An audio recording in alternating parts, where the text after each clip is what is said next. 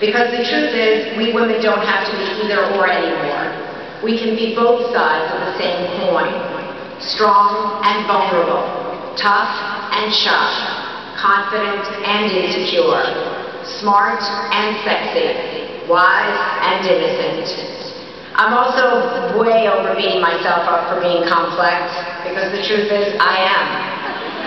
I can be up here on this stage and tell all of you to stand up for yourself, to encourage yourself, not to go out and be afraid. And then I go home, throw myself onto the couch, eat a bit of popcorn, and stress about what I myself should do. You know, in the very first speech I made here at this conference, I said to all of you, I am a work in progress. And truthfully, I thought the work would be over by the time I had to leave this job. Well, thank God it's not. Because I'm still learning, I'm still growing, and I'm still evolving. That doesn't mean I'm not scared about what's next, because I am. But I now understand that my past and my present have prepared me well for my future. And unlike that woman who stood up on that night terrified on election night 7 years ago, I now understand that being outside your comfort zone doesn't mean you can't handle it.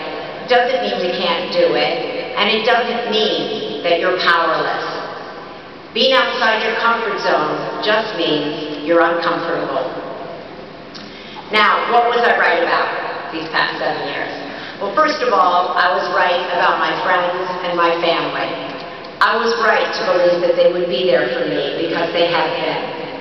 My friends showed up in every area of my life. They helped me in my work. They helped me when my mom and dad got sick. They helped me with my kids, with sleepovers, carpool tutoring. They supported me all the time and all the way. I would not be here today without them. There is no doubt in my mind about that. And talking about my family, I just want to say I owe a special debt of gratitude to my 4 brothers, 3 of whom are here today, Bobby, Timmy, Mark, and Anthony. They have provided a circle of love and protection around me my entire life. Our parents always stressed that we could and we should rely on each other.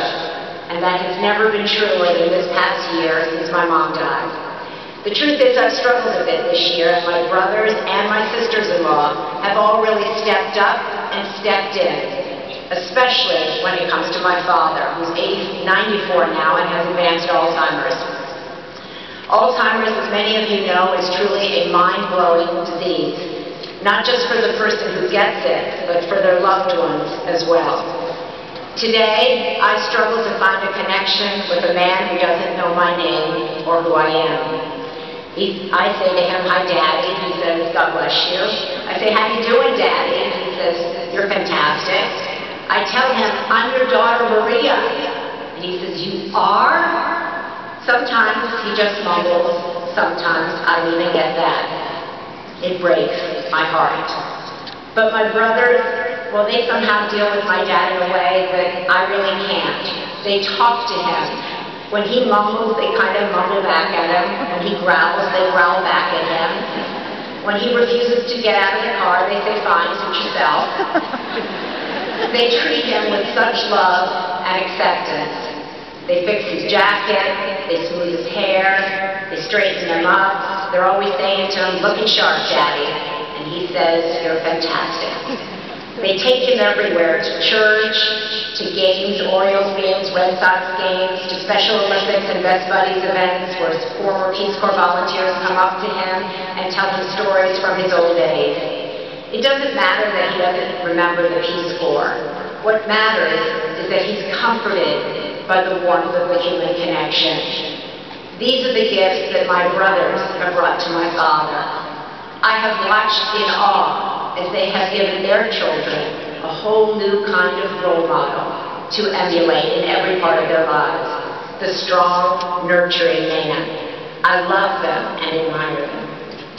Okay, what else?